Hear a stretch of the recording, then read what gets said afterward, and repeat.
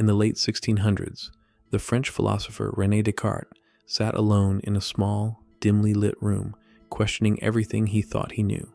He realized that everything, his senses, his beliefs, even his own memories, could be an illusion. He wondered, what if everything I've ever known has been a lie? What if my senses deceive me? What if there is no real world outside my mind? This led him to his famous conclusion, I think, therefore I am. It was his way of saying, even if everything else is an illusion, at least I know that something is aware of these thoughts. But here's the thing, what if even the I that thinks isn't real? Descartes assumed that because there were thoughts, there had to be a thinker behind them. But centuries later, modern neuroscience and Eastern philosophy have torn this idea apart. Because if you look closely, you'll see. Thoughts arise on their own. Emotions come and go. Memories fade and change. But who is creating them? Most people never stop to question this. They move through life assuming they are a single, stable self. A personality that exists somewhere in the mind, making decisions and controlling thoughts. But if you sit in complete silence and just observe your own mind, something strange happens. The thoughts keep coming, but they don't need you to create them. They appear out of nowhere, play out in your head, and disappear. And yet, something in you watches it all happen. That awareness is real, but the voice in your head, the shifting emotions, the personality that feels so solid, that is just a story being told. In 1848, a railroad worker named Phineas Gage had an iron rod blast through his skull in a freak accident. He survived, but the man who woke up was completely different.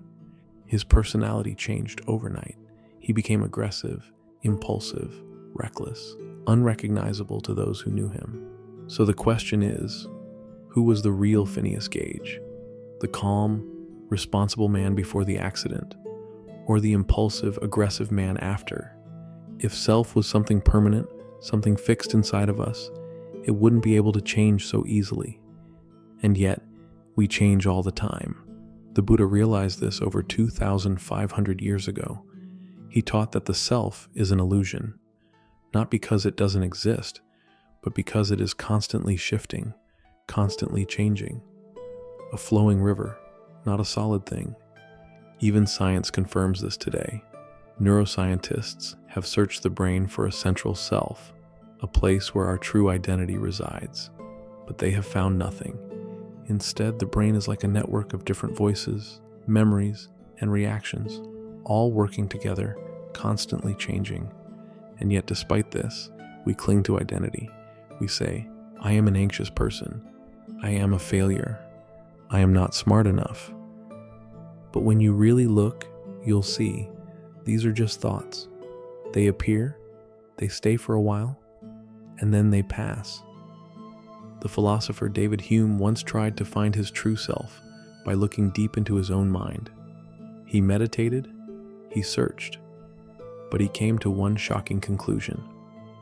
I never catch myself, at any time, without a perception. I never can observe anything but the perception. In other words, he looked for the self and found nothing, just thoughts appearing and disappearing.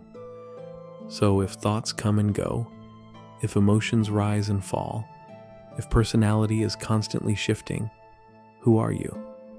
That's the question most people never ask.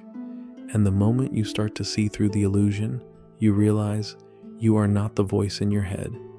You are the awareness watching it all unfold. The voice in your head is not you. If you sit in silence for just a moment, you'll notice something strange. There's a constant stream of thoughts, memories from years ago, worries about the future, random ideas popping up from nowhere. Some of them make sense. Others feel completely disconnected, as if your mind is just throwing things at a wall to see what sticks. But here's the thing.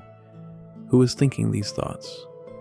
Most people assume that because they experience thoughts, they must be the one creating them. But if you really pay attention, you'll see that thoughts appear on their own. Try this. Sit still and wait for the next thought to show up. Don't control it. Just watch. At some point, a thought will come, but did you create it? Or did it just arise out of nowhere? This is where things get weird. If you were truly in control of your mind, wouldn't you be able to decide your next thought before it happens? Wouldn't you be able to choose whether to feel happy, sad, or calm at will? But you can't. Thoughts happen to you, emotions happen to you. So if you are not the one generating these thoughts, then who is? This is what makes the illusion of self so convincing. The moment a thought arises, the mind claims ownership over it. I am thinking this. I am feeling this. I decided to do this. But all of this is just the mind taking credit for something it didn't actually do. It's like a narrator telling a story after it has already been written, pretending to be the author. Neuroscientists have actually tested this.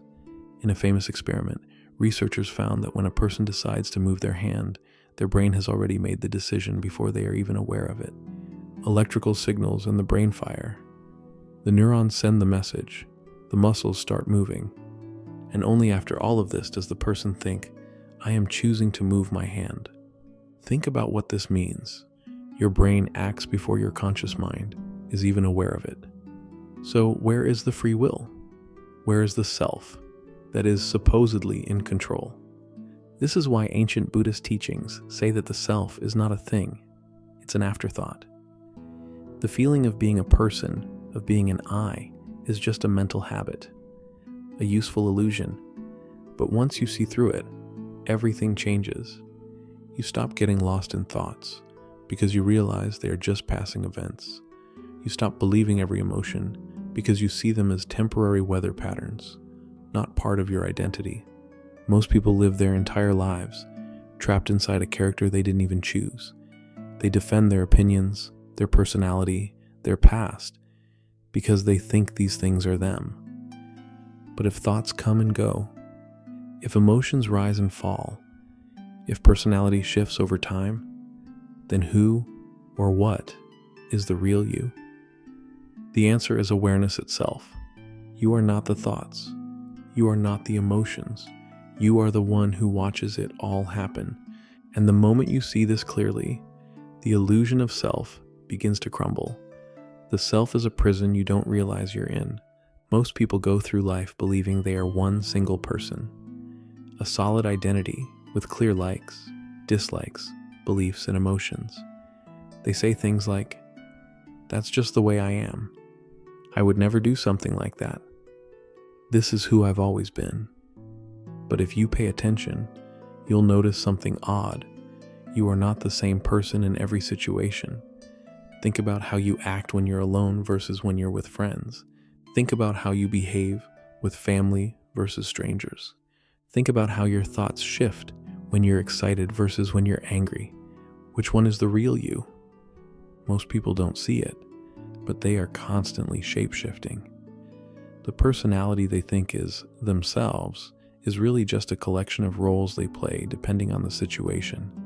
A man who is gentle and soft-spoken at home might turn into a completely different person at work, dominant, assertive, even cold.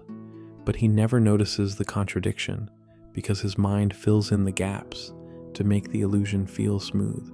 This is what makes the illusion of self so powerful. It's like a movie being projected onto a screen. The film moves so seamlessly that you never question whether it's real. But once you slow it down and look at each frame, you realize there is no single identity, only different versions of you reacting to different moments. And yet, we defend our identities like our lives depend on it. People will fight, argue, and even go to war over their beliefs, their opinions, their sense of self. Not because they are right, but because the ego is terrified of being questioned. The ego doesn't care about truth. It only cares about survival. That's why when someone challenges your beliefs, it feels like a personal attack, because the mind treats it as an attack on you. But if you take a step back, you'll see something important.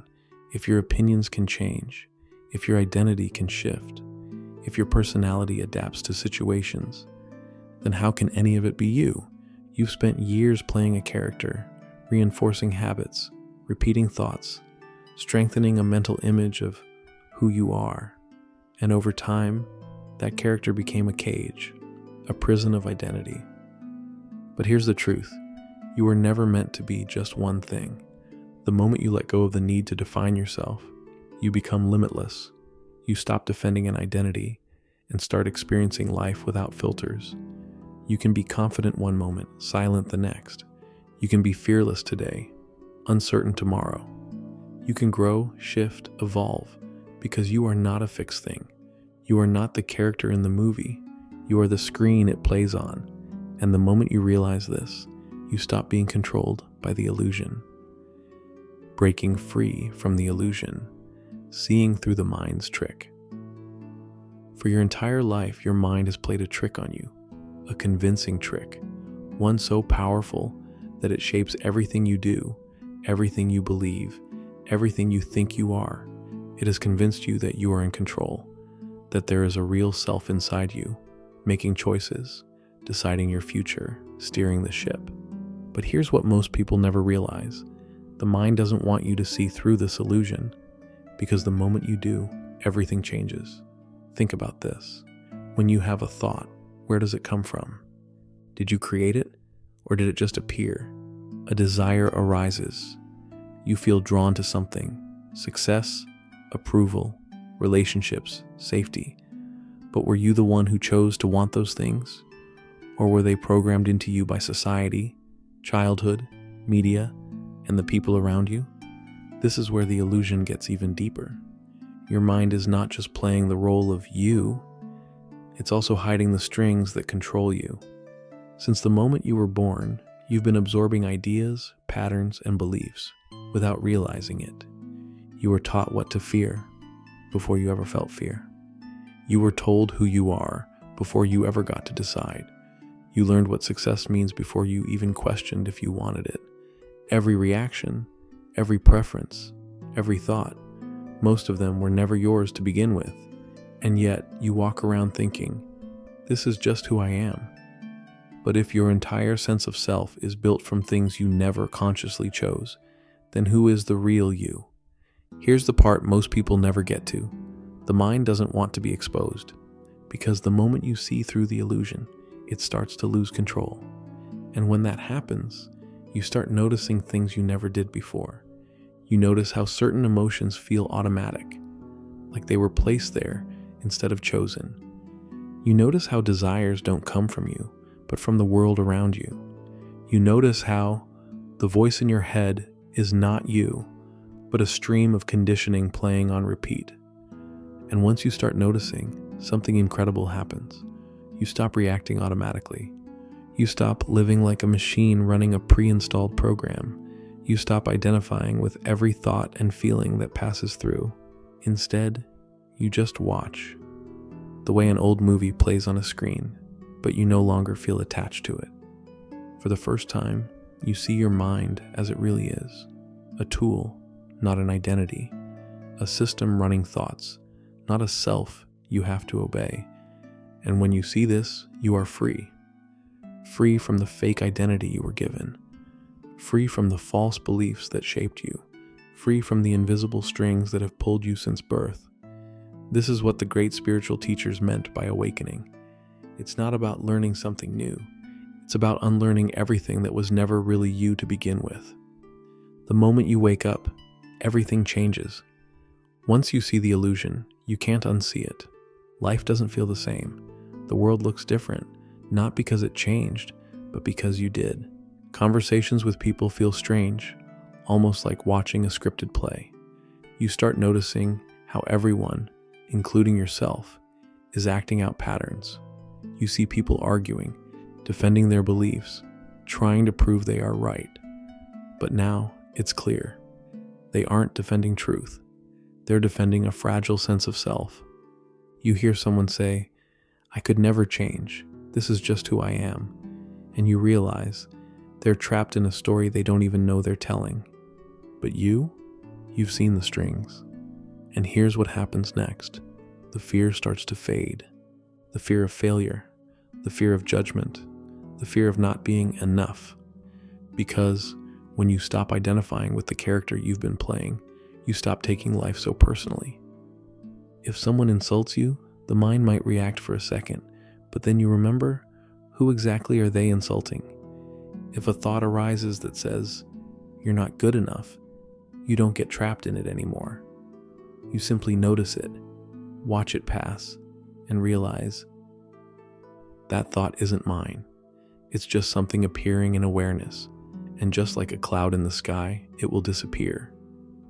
You become lighter, more free, more present, because you're no longer lost in the past or obsessed with the future. You're not trying to prove anything to anyone, not even to yourself. You're just here, experiencing life as it unfolds, no longer clinging to a false identity, no longer weighed down by a self that was never real to begin with. This is what it means to wake up, not to add something new, not to become someone better, but to let go of everything you are not. And when you do, you finally see what has been there all along. Pure awareness, free from illusion.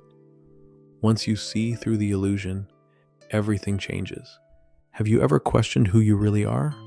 Drop a comment below. If this resonated, subscribe and turn on notifications.